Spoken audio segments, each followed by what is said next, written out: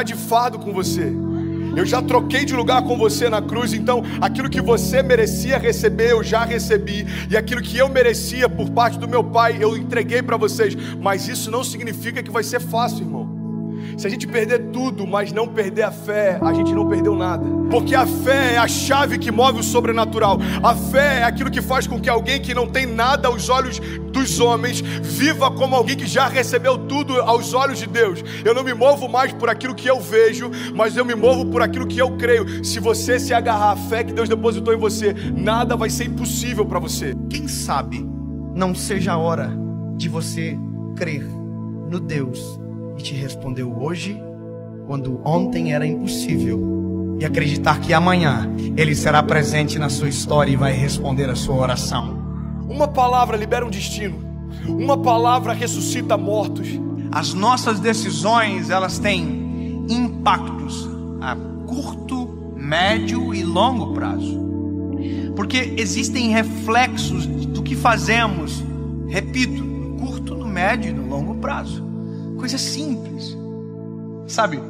Coisas que às vezes parecem ser até simples demais, mas que são importantes e que definem a nossa trajetória. A razão número 1 pela qual as pessoas não conseguem o que querem é não saberem o que querem.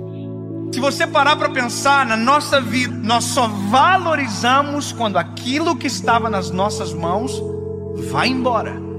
E nas nossas mãos não tinha valor, mas quando vai embora a gente percebe o valor que tinha, mas que nunca falamos quando nas nossas mãos estavam. Nós não olhamos com um olhar sensível para aquilo que temos, para o que somos.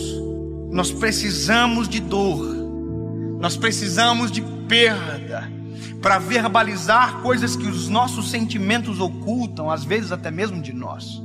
Por que você murmurava ao invés de você declarar aquilo que você desejava ver? A fé não é a gente constatar o que está acontecendo, é a gente declarar o que vai acontecer.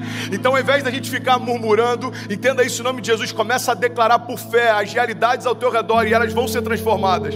Aquilo que poderia ser um ponto de tensão na minha casa se tornou um pilar de sustentação na minha casa. Por quê? Porque não tem a ver com aquilo que me cerca, mas como eu enxergo aquilo que me cerca. E é por isso que eu quero te convidar em nome de Jesus a entender, cara, a razão pela qual a gente não vive muitas coisas é que a gente não sabe para onde a gente quer ir. Às vezes você já está num lugar onde um dia você sonhou que esse lugar traria para você plenitude. Aí agora você já está ansioso com um novo futuro. Aí quando o futuro chega, você já está ansioso com um novo futuro. Sabe uma das coisas que eu mais tenho visto na minha geração? Quando aquilo que um dia era futuro se torna presente, ele está encontrando a gente ausente. Porque a gente já tá sonhando com um novo futuro desejado. É dolorido falar isso. Mas já parou para pensar que tem gente que só vai entender a preciosidade da vida quando a de alguém de muito perto for ceifada? Eu não sei se você já teve a experiência de ir a um velório, mas vá a um velório, é pedagógico. Você sai do velório muito mais amoroso. Você sai do velório muito mais sensível, muito mais grato. Você agradece o ar que respira quando descobre que a pessoa que está no caixão faltou o ar para viver. Você valoriza o coração que bate no peito. Você valoriza a esposa que você tem. E às vezes só se valoriza quando perde. Você verbaliza, às vezes, palavras fora de hora. Vá a um velório onde alguém que perdeu o pai e que nunca disse que o amava, para você ver a dor que é.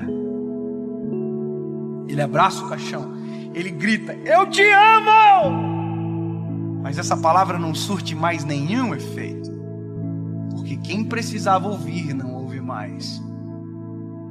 Porque tem coisas que só valem enquanto há tempo, fora de tempo não vale mais. O seu posicionamento define os seus limites. Sabe, isso está ligado à tua fé, isso está ligado à tua família, isso está ligado ao teu chamado. O teu posicionamento define os seus limites. Tem milagres que você está esperando que aconteçam, mas você não deu os primeiros passos de fé para que eles se realizem. Tem romper que você está esperando que se manifeste, mas você ainda não deu os primeiros passos de fé para que ele aconteça. Tem momentos, irmão, que a gente está clamando para que Deus mande a chuva, mas a gente nem preparou a terra ainda. E Deus está falando: ei, se eu mandar a chuva do jeito que os campos estão, eu vou destruir a tua plantação, eu não vou te abençoar com isso. É Deus falando: ei, se prepara para receber aquilo que eu quero derramar, se prepara para receber aquilo que eu vou derramar sobre você. Você precisa se posicionar na direção do teu milagre. Nós não podemos deixar a nossa vida chegar a um momento aonde as esperanças não existem mais, porque aquilo que era para ter sido um tempo, perdeu-se o tempo. Perder para valorizar. Nós não precisamos disso. Nós não precisamos, deixar ir embora para perceber a importância que tinha quando estava perto. Alguém que não é rei ainda, mas já se porta como tal, está preparado para assumir o trono. Você quer um exemplo claro? Deus unge Davi. Davi era improvável, Davi era desconhecido, Davi até para o seu pai e para os seus irmãos era invisível, mas a partir daquele dia, aos olhos de Deus, Davi já estava no trono. Só que aos olhos dos homens, olha para mim em nome de Jesus, como demorou um período entre a unção de Davi e Davi assumir o reinado. Aos olhos dos homens, os homens olhavam para o trono e viam Saul. Aos olhos de Deus, o trono estava vazio, irmão, porque o rei que era por direito ainda não havia se assentado lá. Ei, Deus está falando: tem tronos que você está olhando e parece que estão ocupados, aos meus olhos já foram esvaziados. Não se mova por aquilo que o homem vê.